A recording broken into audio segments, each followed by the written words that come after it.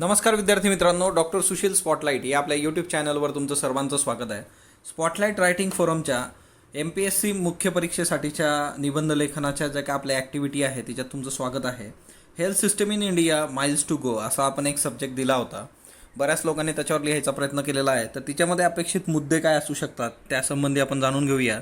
तत्पूर्वी doctor Sushil स्पॉटलाईटला टेलिग्रामवर follow करण्यासाठी तुम्ही डिस्क्रिप्शनमधली लिंक वापरू शकता आणि स्पॉटलाईट रायटिंग फोरमचा आपला ग्रुप आहे त्याच्यावर तो तुम्हाला ओपन आहे सर्वांसाठी. तुम्ही शेअरही करू शकता त्याच्यावर तुमचे एसे.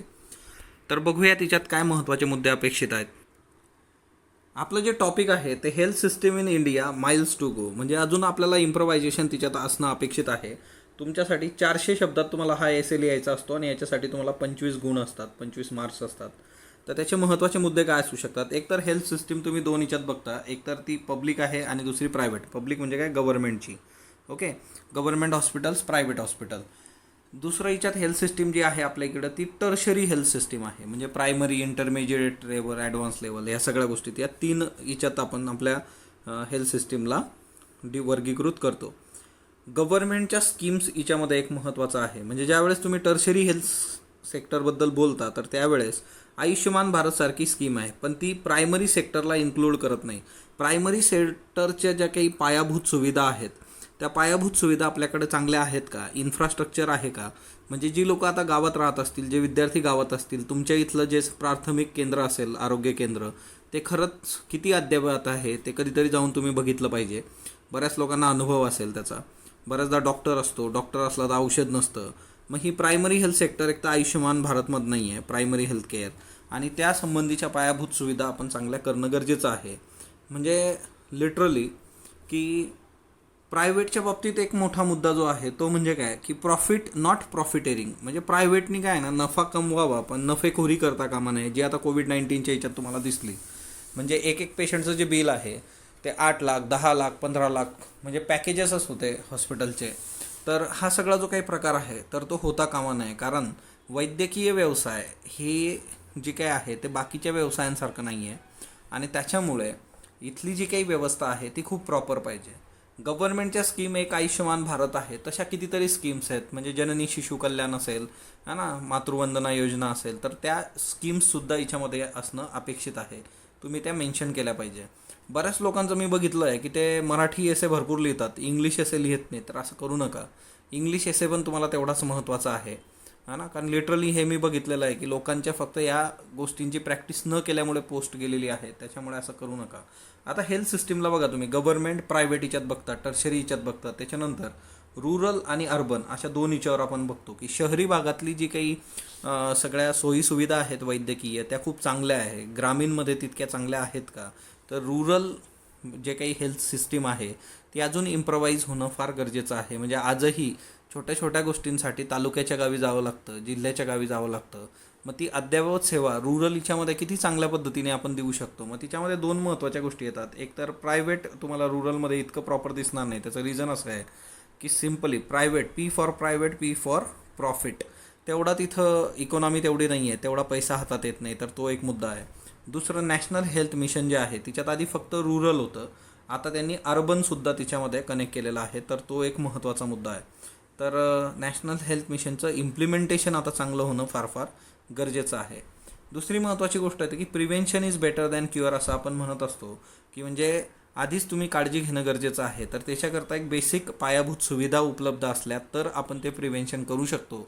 जर बेसिक पायाभूत सुविधा नसतील तर विषयच येत नाही. म्हणजे आता याच्यामध्ये पण काही गोष्टी असतात की आपण क्लीनलीनेस ठेवणं किंवा हेल्थी सोसायटीचं बिहेवियर असलं पाहिजे. म्हणजे स्वच्छ भारत मिशन जे आहे की तुम्ही क्लीनलीनेस ठेवा. आता पावसाळा सुरू होईल, जर पाणी साचून राहिलं तर डास होणार, मलेरिया येऊ शकतो. म्हणजे एकतर काही बेसिक गोष्टी आहेत, लोकांचं बिहेवियर, आणि त्याच्यासाठी ज्या काही बेसिक अन्न, वस्त्र, निवारा, त्याचबरोबर त्यांना क्लीन वॉटर तिथं प्रोव्हाइड झालं पाहिजे, पिण्याचं पाणी गेलं पाहिजे. अशा बऱ्याचशा बेसिक गोष्टीसुद्धा आपण दिल्या पाहिजेत. जर आपण हे प्रिव्हेन्शन टाळलं तर लोक आजारी पडणार नाही आणि हेल्थ सेक्टरवरचा ताण पण कमी होतो. तर हा एक खूप महत्त्वाचा मुद्दा आहे की जे स्लम एरियाज आहेत त्या स्लम एरियामध्ये प्रॉपर गटारांची साफसफाई झाली पाहिजे, तिथली क्लीनलीनेस, त्याच्यानंतर तिथं प्रत्येकाला पिण्यासाठी स्वच्छ पाणी मिळालं पाहिजे. तर ह्या सगळ्या ज्या महत्त्वाच्या गोष्टी आहेत त्या एकमेकाशी जोडल्या गेलेल्या आहेत, त्याही तुम्हाला इथं द्यायचं आहे. प्रॉपर इन्कम पाहिजे लोकांचं.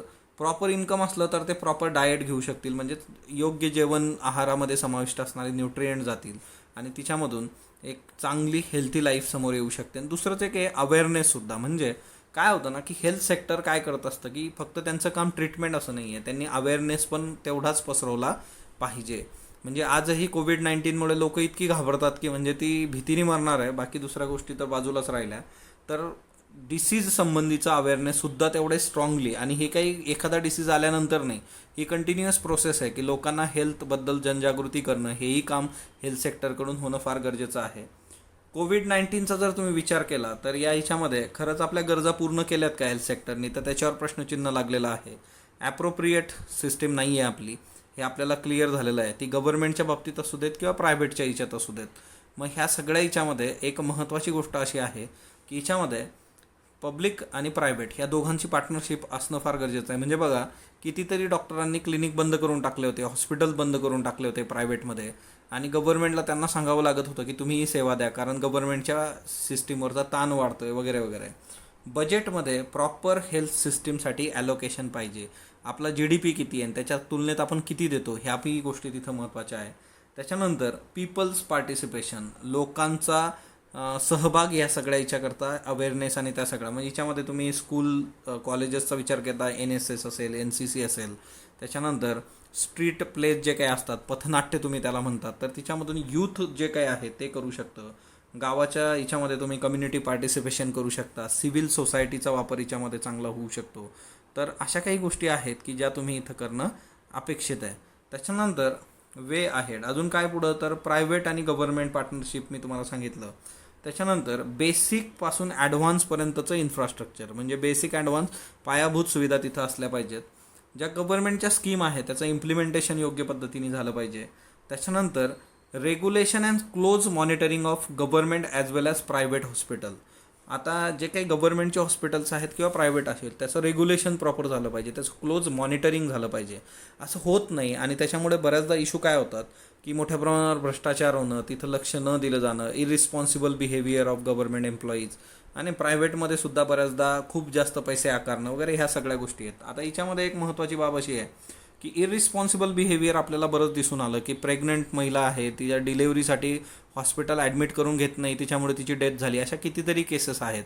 ट्रायबलवर याचा इम्पॅक्ट खूप वेगळा झालेला आहे. तिच्यामध्ये सगळं करोनाच्या मागे लागल्यानंतर ट्रायबल लोकांना काही हेल्थ ज्या बेसिक नीड्स होत्या त्याही सर्व्हिसेस पुरवल्या गेल्या नाही.